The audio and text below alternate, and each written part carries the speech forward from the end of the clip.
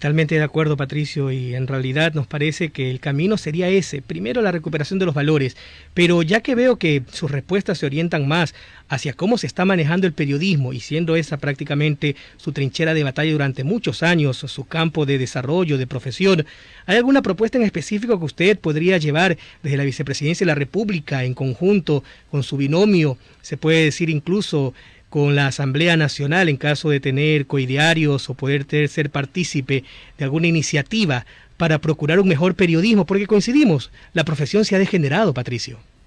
Así es, y yo soy absolutamente creyente de que los medios de comunicación pueden llegar a ser unos agentes importantísimos en el cambio social, unos agentes importantísimos en el desarrollo social de una nación, de un Estado. Y creo que en esa línea coincidimos. Que, por ejemplo,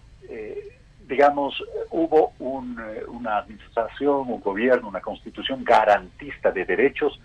y en ese sentido nació la Ley Orgánica de Comunicación justamente como eso, como un sistema integral de protección de derechos de las personas, de los derechos humanos, en donde allí estaban expresadas claramente cuáles debían ser las acciones, cuáles debían ser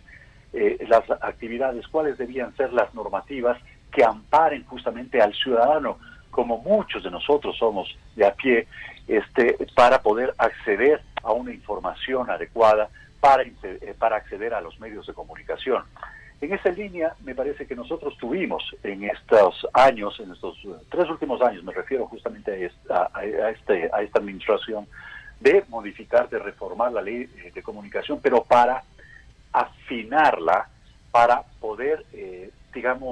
un poco corregir o enmendar ciertos pequeños errores devenidos, no de mala fe, de buena fe, devenidos justamente de que era la primera vez que se atendía justamente a un sistema de comunicación y era la primera vez que se regulaba el sistema de comunicación en el país. Y creo que perdimos allí una gran oportunidad simplemente por someternos a una agenda política, una agenda que todo el tiempo estuvo diciendo que se había robado el derecho a la libertad de expresión, que se había robado el derecho a la libertad de opinión, lo cual era absolutamente falso, porque detrás de eso se escondían otros intereses que venían justamente de las grandes corporaciones e intereses políticos de quizás vaciar de contenidos a esas fuerzas progresistas, a esas fuerzas de izquierda, sobre la defensa a ultranza que ha tenido e histórica que ha tenido la izquierda y el progresismo sobre la derecha.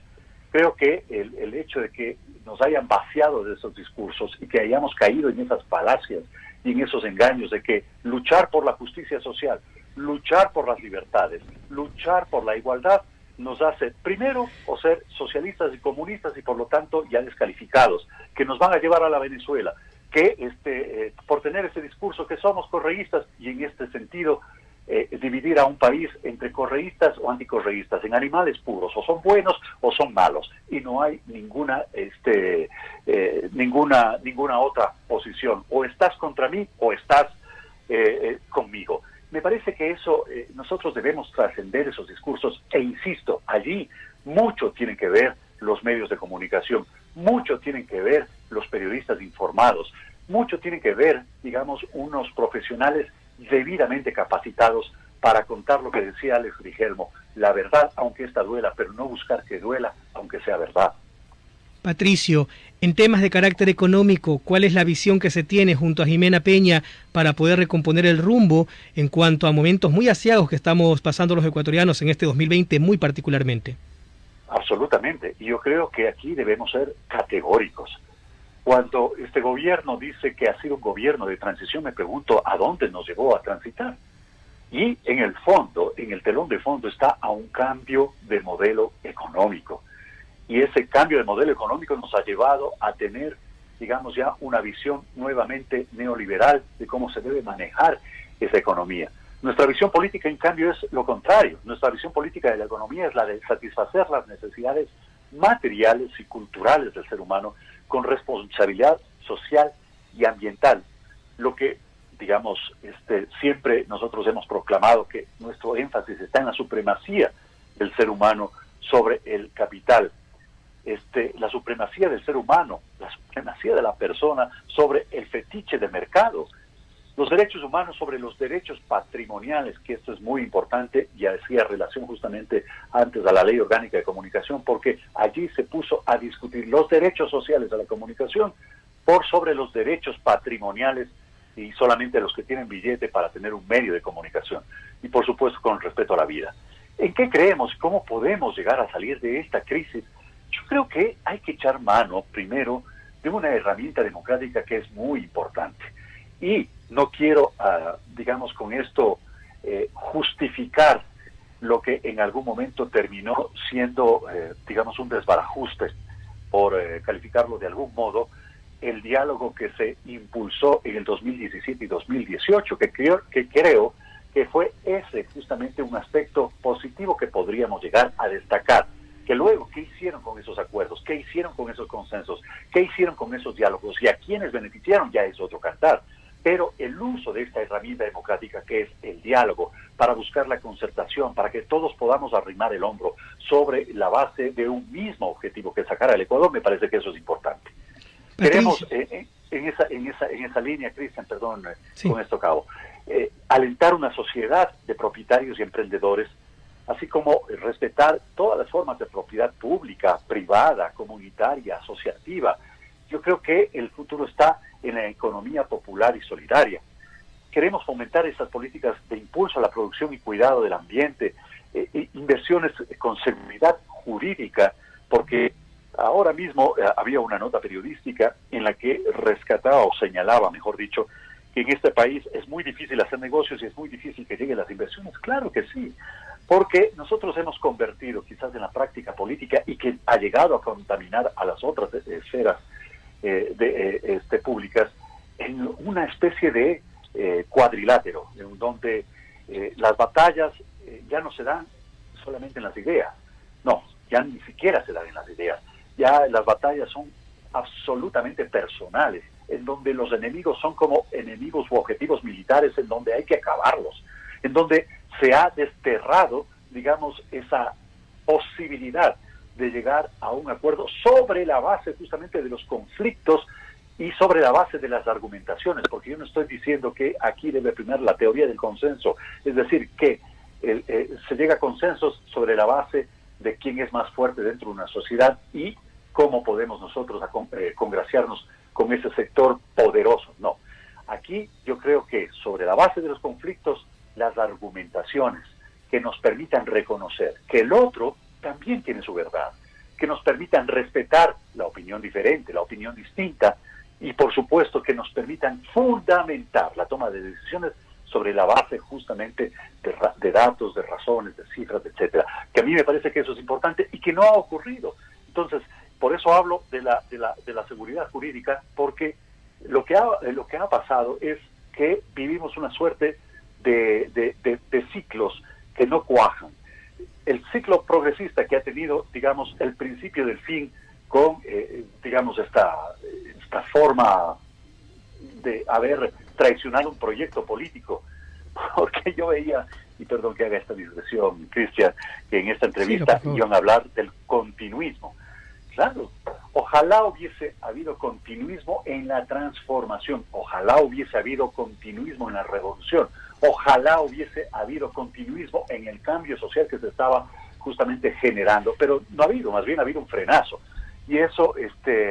evidentemente genera desconfianza, e insisto, con un país con desconfianza en las instituciones, un país con desconfianza en la política, un país con desconfianza en las reglas y en las leyes, un país con desconfianza en su sistema jurídico, es un país poco atractivo, y lo que se busca y lo que buscaríamos nosotros es justamente darle esas certidumbres sobre la base justamente del uso adecuado de herramientas democráticas. Patricio, finalmente, pese a que el camino, aún insistimos, es bastante largo para que los ecuatorianos se congreguen ya el 7 de febrero de 2021 en determinado momento hacia una u otra tendencia, hacia uno u otro candidato, alianzas que se podrían gestar en cuanto al binomio Jimena Peña-Patricio Barriga, con quienes sí, con quienes no se podría conversar. A ver, yo creo que en eso estamos absolutamente claros. con quienes podríamos llegar a conversar son aquellos que proclaman, digamos,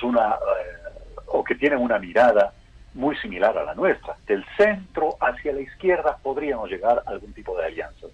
Del centro hacia la derecha creo que somos absolutamente incompatibles. Y eso lo reafirmo categóricamente. Es decir, yo creo que en este camino, si alguien quiere llegar a sumarse justamente a esta nueva etapa de una alianza país, a esta nueva etapa de esta organización política en donde buscamos inclusive depurar de nuestras filas a gente que ha traicionado esos principios, a gente que ha tenido incorrecciones o que ha cometido irregularidades, a gente que ha, traicionado ese manifiesto ideológico con el cual se fundó Alianza País, y depurar de nuestras filas a aquellas personas que evidentemente han cometido actos de corrupción, porque estamos absolutamente conscientes. Una revolución sin ética no es posible. Una revolución sin ética no es revolución. Y sabemos que la corrupción es nueva, que no es de ahora, pero por eso no debemos bajar la guardia y decir, bueno, la corrupción siempre ha existido y listo, no vamos a hacer ni vamos a mover un dedo, al contrario, debemos recuperar esa capacidad de indignarnos y de escandalizarnos frente a estas formas tan execrables de estafar, de engañar a una sociedad, de que esta conducta no llegue a ser normal o que tampoco prospere. ¿Y cómo queremos enfrentarla? Yo insisto nuevamente, aunque no hay una sola respuesta, ni tampoco se agota solamente en lo que han dicho muchísimos de ellos, ¿no? Vamos a crear más leyes, vamos a meter a la cárcel a los corruptos, vamos a recuperar los dineros mal habidos. Ojalá que sea así, pero no solamente se agota en la punición o el castigo, tampoco se resuelve solamente en el endurecimiento de las penas, que vamos a ponerles cadena perpetua, o como alguien dijo, les vamos a cortar las manos. Todos esos discursos efectistas, todos esos fuegos artificiales, simplemente para tomar, entre comillas, distancia, cuando uno debería tomar distancia en lo más íntimo, lo más personal, justamente de esas prácticas, alejarnos de aquello. Porque para enfrentar la corrupción debemos entender que en una sociedad donde exista y se exalte los privilegios, donde haya prebendas, donde esté la desigualdad y esta desigualdad sea infame, donde haya brechas sociales, allí es donde prospera esa corrupción, donde hay el miedo, donde la astucia y la picardía va a florecer, como decía un iconoclasta extraordinario como Henry Louis Mencken, en las disputas en el mundo entre un pícaro y un tonto, adivinen dónde están las apuestas, está para el pícaro. Entonces me parece que eso es muy importante, que nosotros entremos en conciencia, que a la corrupción se le enfrenta cimentando estos tres pilares fundamentales. Primero, instituciones confiables y eficientes, en donde uno pueda llegar a creer nuevamente en la justicia, que pueda llegar a creer en la seguridad, en su fuerza pública, que pueda llegar a creer en la palabra de un gobernante, que pueda llegar a creer en las leyes, que pueden llegar a establecerse o discutirse a través de los representantes del pueblo en una asamblea,